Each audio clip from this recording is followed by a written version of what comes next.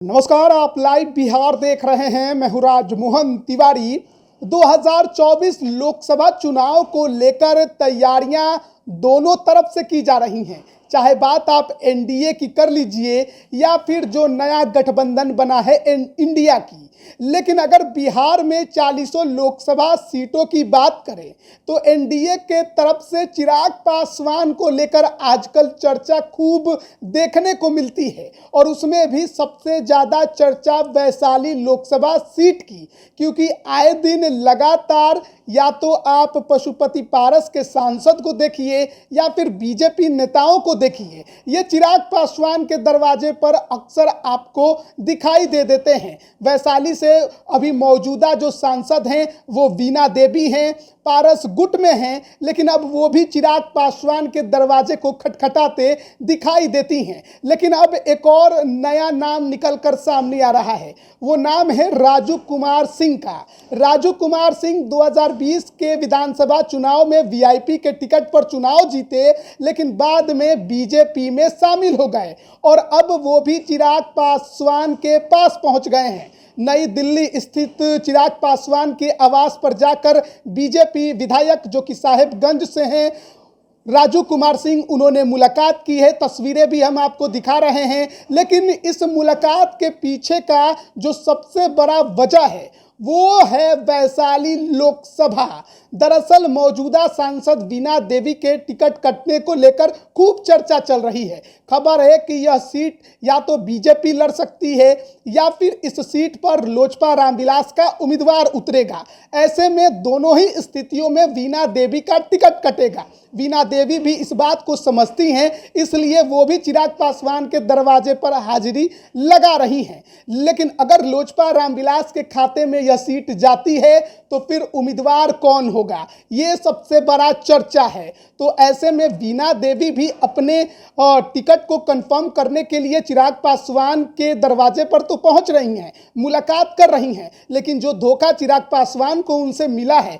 वो भूले नहीं हैं। ऐसे में जो अन्य दावेदार हैं इस सीट पर वो भी लगातार चिराग पासवान से मुलाकात कर रहे हैं। और साहेबगंज से जो विधायक हैं राजू कुमार सिंह, वो चिराग पासवान से मिले हैं और यही खबर निकलकर सामने आ रही है कि बातचीत उन्होंने लोकसभा चुनाव को लेकर की है, वैशाली की सीट को लेकर की है। हालांकि राजू कुमार सिंह अभी तक काफ़ी ज़्यादा चर्चा में थे। आरजेडी के नेता ने उन पर अपहरण का आरोप लगाया था, कुर्की जब्ती की तस्वीर भी हमने देखी थी उनके घर की। इसके अलावा कई और बातें निकलकर सामने आ रही थी, लेकिन अब जमानत पर हैं तो अब तैयारी करने में वो भी जुट गए हैं।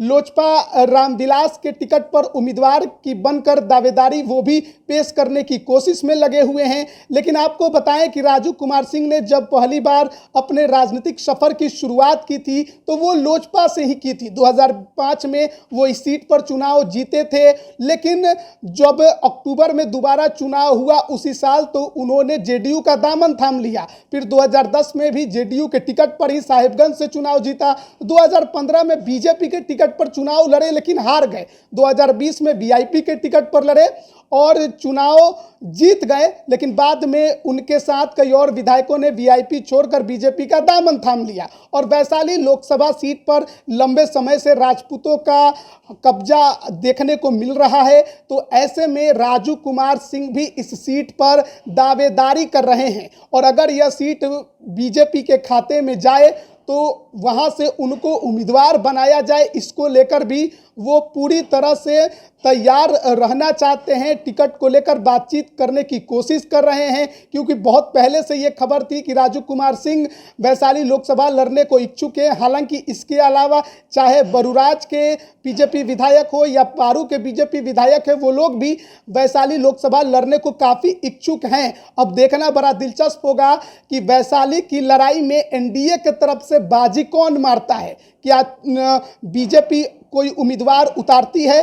बीजेपी से भूमिहार नेताओं की अगर चर्चा करें तो इंजीनियर अजीत कुमार, जो कि पूर्व में मंत्री भी रह चुके हैं, उनके नाम की भी चर्चा खूब चल रही है और लोजपा रामविलास से तो लगातार जो दावेदार हैं वो उभर कर सामने आने की कोशिश कर रहे हैं, दावा ठोकते दिखाई दे रहे हैं। और राजू कुमार सिंह भी इसी कड़ी में लोजपा रामविलास के राष्ट्रीय अध्यक्ष चिराग पासवान से मुलाकात की है उन्होंने दिल्ली में। लेकिन इस मुलाकात का कितना असर होगा, वैशाली की सीट किसके खाते में जाएगी, ये देखने वाली बात होगी। बने रहिए लाइव बिहार के साथ। आप सभी का बहुत बहुत धन्यवाद। लाइव बिहार यूट्यूब पर सब्सक्राइब और फेसबुक पर लाइक जरूर करें।